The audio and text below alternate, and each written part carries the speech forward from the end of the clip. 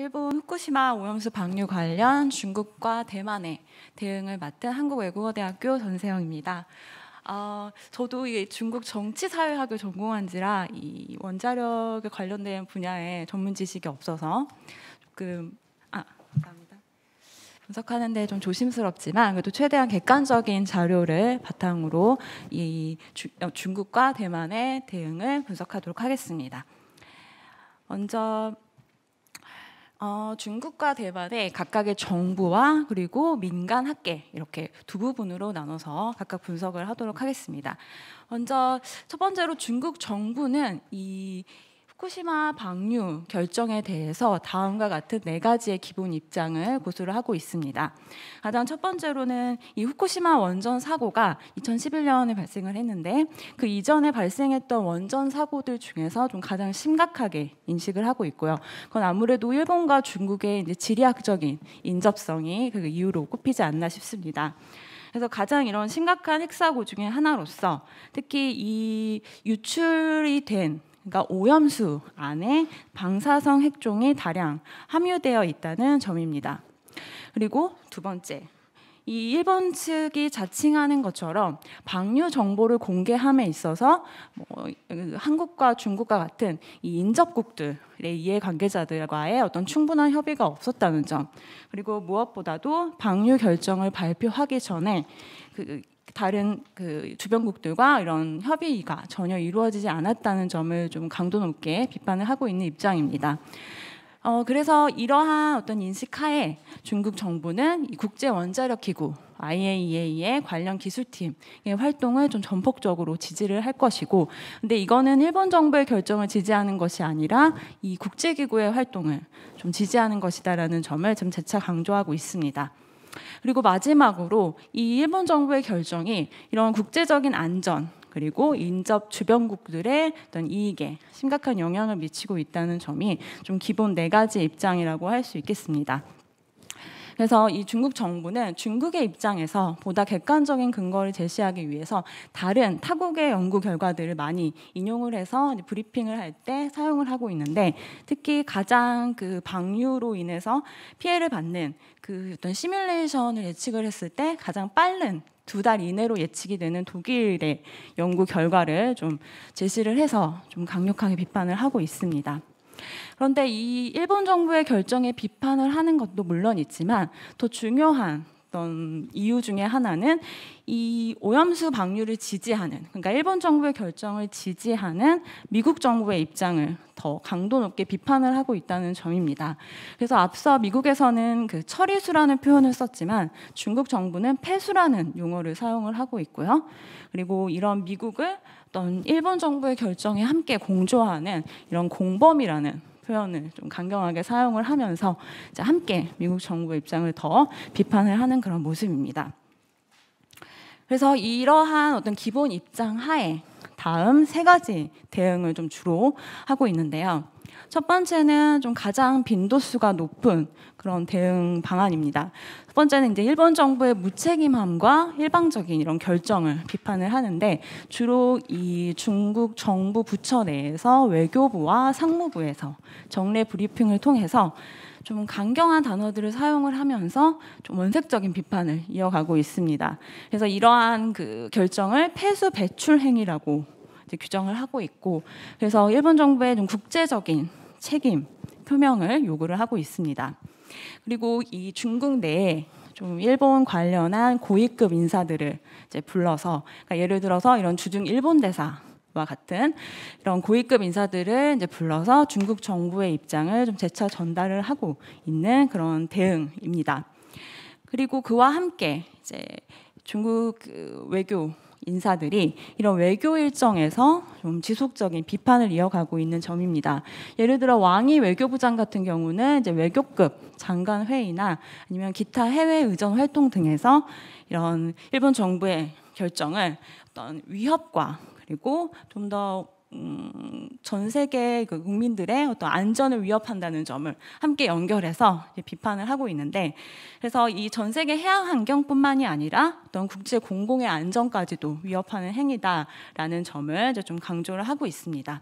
그래서 초기에는 바로 어떤 일본 정부의 어떤 결정을 원색적으로 비판만 했다면 지금은 이제 국제 환경 내에서 일본의 역할을 좀 더 강조를 하고 있고요. 그를 위해서 국제법의 조항들을 조금 예시로 들어서 어떤 실질적인 감독을 해야 한다. 그러니까 우리 뭐 중국이나 한국이나 이런 주변국들이 그런 일본의 활동에 대해서 좀 더 실질적인 참여와 감독을 해야 된다는 점을 요구를 하고 있습니다. 그래서 그와 같은 내용으로 세 번째가 이제 그 대응인데요. 이 IAEA의 기술조사단이 이제 작년 12월에 활동을 이제 했는데 이 활동을 중국이 지지하기 위해서 함께 중국이 지원 기구인 기술실무반을 함께 이제 투입을 해서 어떤 중국의 주변국으로서의 역할을 좀 강조하려고 하는 그런 면이 있습니다. 그래서 중앙 정부는 이렇게 좀 어떤 외교 정례 브리핑을 주로 통해서 지난달까지도 계속해서 비판을 하고 있고요. 이런 중앙 정부의 비판과 함께 학계와 민간에서도 이 일본 정부의 결정에 대해서 항의 시위를 하고 지속적인 연구 결과들을 발표를 하고 있습니다. 그래서 이 중국 내에서는 주로 민간 단체들, 그 중에서 이제 환경 단체 위주로 좀 항의 시위들을 크게 이제 전개를 하고 있고요. 학계 같은 경우에는 이 오염수 방출 반대를 하기 위해서 다음 이 세 가지 주제들로 주로 연구 결과를 발표를 하고 있습니다. 이제 공통적인 사항은 이런 방류 활동에 대한 위험성의 경고가 이제 가장 크고요. 그래서 첫 번째는 이제 어떤 방사성 핵종이 그 기준치를 초과하는지에 대한 연구, 그리고 그렇게 방류가 되었을 때 중국의 어업, 특히 중국의 어업이 어떤 영향을 받는지에 대한 연구, 그리고 그렇게 방류가 되었을 때 피해를 입었을 경우 중국이 어떤 안전 보장을 받을 수 있는지, 이렇게 좀 세 가지 측면에서의 연구가 진행이 되고 있습니다. 그래서 광둥성 같은 경우는 대규모 학술 대회를 개최를 해서 이제 뭐 일본의 전문가들도 물론 이제 초청을 해서 이런 대중의 관심을 좀 촉구하고 이 일본의 결정이 얼마나 위험한 것인지에 대한 좀 여론을 환기시키기 위한 그런 학술 대회들이 꾸준히 개최가 되고 있습니다. 이 밖에도 이제 보고서나 이런 학술 논문 등의 좀 통로를 통해서 중국 학계에서는 정부와 같은 입장들을 이렇게 전달을 하고 있는 모습입니다. 자, 반면 대만 같은 경우는 물론 이제 초기 일본 정부의 결정에 대해서 어떤 우려가 된다라는 비교적 좀 상당히 온건한 대응을 하였고요. 그런 우려 의사를 표명을 하면서 중국과 대만이 2014년에 이 핵 에너지 정보 교환 각서를 체결을 하였는데 이 각서를 이제 제시를 하면서 일본 정부가 좀 더 투명한 정보 제공을 해야 된다라는 점을 이제 강조를 하였습니다. 그리고 이후에 이 오염수 방류로 인해서 대만에 특히 어업에 피해가 생긴다면 일본의 구상권을 청구하겠다는 계획도 함께 발표를 했는데요. 비교적 구체적인 액수로, 그러니까 한화 5,500억 원 정도의 구상권을 청구하겠다는 계획도 함께 이제 발표를 했습니다. 뿐만 아니라 이제 작년에 IAEA의 일본행 조사단에 이제 대만 기술단도 함께 동행을 해서 관찰을 하고 있고요. 그래서 여기까지만 보면 중국 정부보다는 좀 다소 약하지만 그럼에도 대만 정부의 어떤 반대 의사를 전달을 하고 있는 것으로 보이지만 올해 2월에 이제 대만 정부의 입장이 좀 변화를 했습니다. 그게 이제 후쿠시마 지역을 포함한 5개 지역에 이 일본산 식품 수입을 허용을 하겠다는 거였는데요. 그러니까 이전에 2011년 후쿠시마 원전 사고 이후 약 10년간 대만 정부는 후쿠시마를 비롯한 기타 지역들, 그러니까 일본산 식품 수입들을 이제 금지 조치를 해왔습니다. 그런데 이것을 이제 전면적으로 허용을 한 거예요.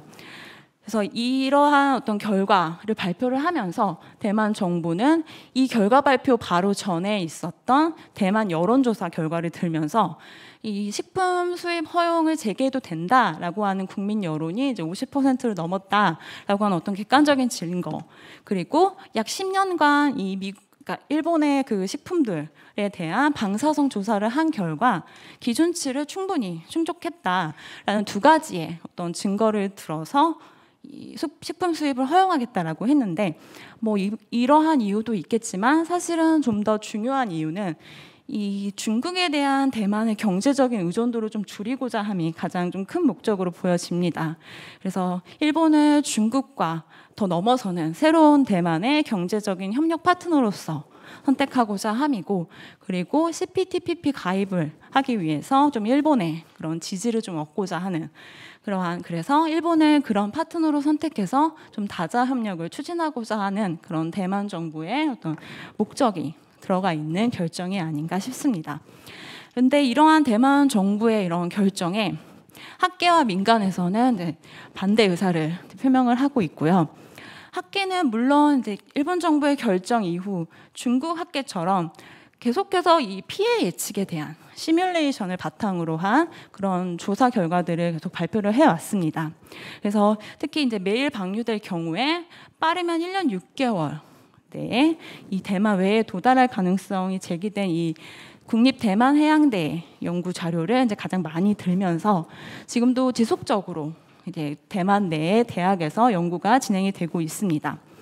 그런데 이제 민간 단체는 이 대만 정부의 올해 2월의 결정에 따라서 이 규제 해제에 대한 반대 입장을 굉장히 좀 강경하게 표명을 하고 있고요. 특히 대만 내에서의 각각의 지방 도시들에서 좀 그런 반대 의사들을 표현을 하고 있습니다. 그래서 대만 정부가 지금까지는 원자력 발전을 반대해오던 입장이었는데 이제는 어떤 정치적인 이유 그리고 경제적인 이유로 이제는 다시 그 수입을 허가하는 그러한 결정, 이런 모순된 입장을 좀 비판을 하면서 어떤 정치적인 압력으로 인해서 정부가 이런 국민의 건강을 해치는 그런 결정을 해서는 안 된다는 그러한 점들을 좀 강하게 요청을 하고 있습니다. 그래서 뭐 중국 같은 경우에는 지금 당장 지난주에 있었던 정례 브리핑에서도 계속해서 일본 정부의 결정들을 이제 비판을 하면서 국제법적인 기준을 들어서 일본의 어떤 국제적인 역할들을 좀 더 요구를 하고 있고요.